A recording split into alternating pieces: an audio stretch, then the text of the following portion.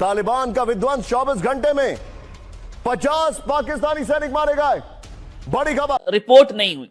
दूसरा हॉस्पिटल पर हमला हुआ है सीएमएच, ये मिलिट्री हॉस्पिटल है, आप सब जानते हैं सीएमएच हॉस्पिटल है, ये ज्यादातर कैंट एरियाज के अंदर होता है और जहां पर फौजी इलाके हैं वहां पर होता है। तो दहशतगर्दों ने रॉकेट अटैक किया है।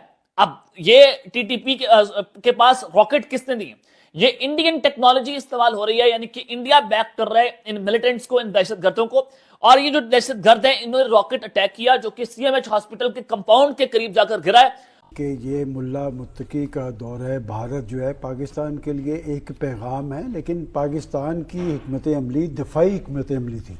जिस तरह भारत पाकिस्तान पे चढ़ दौड़ने की बात कर रहा था, पाकिस्तान को सबक सिखाने की बात कर रहा था, तो पाकिस्तान का मौक़िफ़ ये था कि अगर भारत ने जारियत मुसल्लत की तो मुंह तोड़ जवाब देंगे। अब ये जो तालिबान और दहशतगर्द ये भारत की प्रॉक्सी के तौर पे काम कर रहे हैं, और ये जो उनके दौरे की टाइमिंग इसलिए है। और सबसे अहम बात यह है कि हमारा सऊदी अरब के साथ जिस तरह का दफाई मुआहदा हुआ है, मुझे लगता है कि ये एक मुआहदा हुआ है दिल्ली में अफगानिस्तान और हिंदुस्तान के दरमियान।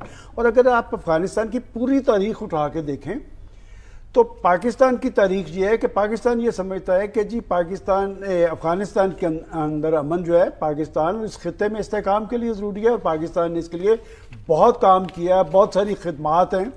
लेकिन दूसरी तरफ वहां से कभी खैर की खबर नहीं आई, वहां से कभी ठंडी हवा का झोंका नहीं आया। ये थे तालिबान पहली दफा, और इनकी वजह से पाकिस्तान को यह बर्दाश्त करना पड़ा कि यही प्रेसिडेंट ट्रंप जब बरसे इक़्तिदार आए थे तो उन्होंने अफगानिस्तान के हवाले से, अपनी एम्बेरसमेंट के हवाले से जिम्मेदार पाकिस्तान को ठहराया था। और पाकिस्तान जो है ये तो हमारी 45 साल एक पॉलिसी है, वो पूरी तरह एक्सपोज हो गई कि हमने ये समझा था कि ये आएंगे, और इन्होंने दोहा मुआहदा में लिख के दिया कि जी वहां पर हमारी सरजमीन इस्तेमाल नहीं होगी।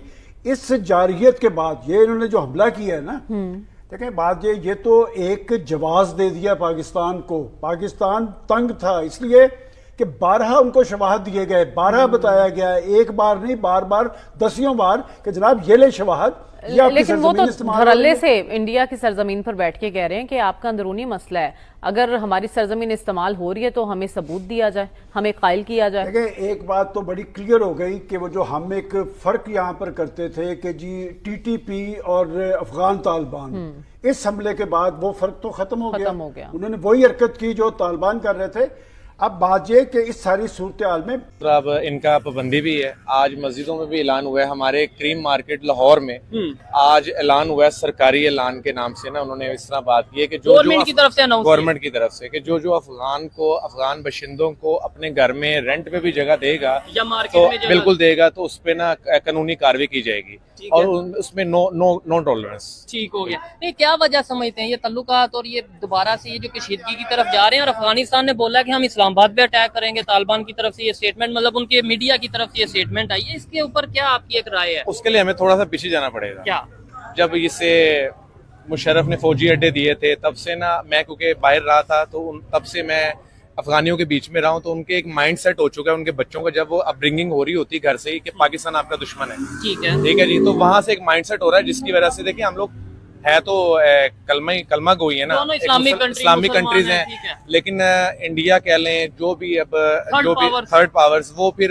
जब दो आपस में भाई भी लड़ पड़े तो फिर उसका कोई एक का भी साइड ले लेगा तो फिर अगले को नुकसान तो पहुंचाएगा। ये ख्याल है अगर इस मुल्क को बचाना है आपने, ये याद रखिए, मुल्क बचेगा इंशाल्लाह, हमें अपनी हरकतें नहीं सर ये नहीं, देखिए मेरी बात सुने, पाकिस्तान हम कहने में और चीजों की डायरेक्शन में बड़ा फर्क है होगा। और आपने जो टाइम बताया ना, जो टाइम बाद 2022 के बाद जो है, उसके बाद इससे पहले पाकिस्तान वन वे और अनदर पॉलिटिकल स्टेबल रहता था। ये फर्स्ट टाइम है कि पाकिस्तान बिल्कुल पॉलिटिकली इनस्टेबल हो गया है, and that is why Pakistan इस 4 साल में मजमूई तौर पर 1.7 GDP less than the population growth, means हम बेसिकली माइनस ग्रोथ में जा रहे हैं। आप लोग कहते हैं कि पाकिस्तान दिवालिया नहीं हो रहा, पाकिस्तान दिवालिया तो हो रहा है। आप 2 साल और इंतजार करें, आपको हर दूसरे की बजाय हर 4 में से 3 बंदे बिलो पॉवर्टी पॉइंट्स हो जाएंगे। हम लोग बात क्या कर रहे हैं? काबुल ने तो फैसला कर लिया है, काबुल ने तो कर लिया है कि वो TTP है, they prefer TTP over Pakistan. क्या आप अब तक आपको ये सबक नहीं मिला है? माने ये जो 100 लोग मारे जा रहे हैं, 50 आ रहे हैं और 20 इधर और 20 नेक्स्ट डे मारे जा रहे हैं, इसका आपका कोई पता ही नहीं है क्या फैसला किया है काबुल ने? Of course they've decided। अब बात यह है कि आप में हिम्मत कब आएगी, आप में हिम्मत कब आएगी कि फैसला करना कि जो मुल्क जंग लड़ रहा है हमारे खिलाफ उसको जवाब कैसे देते हैं?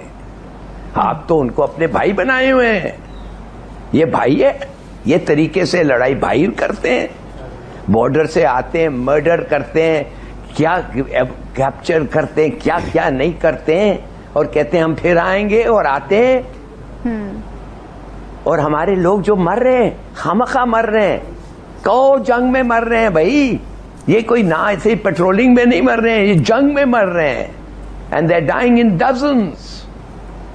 और किसने कौन आके मार रहा है उनको वो भी उनको पता है, किधर से आ रहे हैं वो भी पता है, कौन पैसे दे रहे हैं वो भी पता है। ये सुसाइड नहीं कमिट कर रहे हैं, मर रहे हैं, मारे जा रहे हैं। माय गॉड, अगर हमारे प्राइम मिनिस्टर साहब को इतना देर लगता है फैसला करने, तो अब आप क्या कर सकते हैं? I am very sorry, I am very sorry.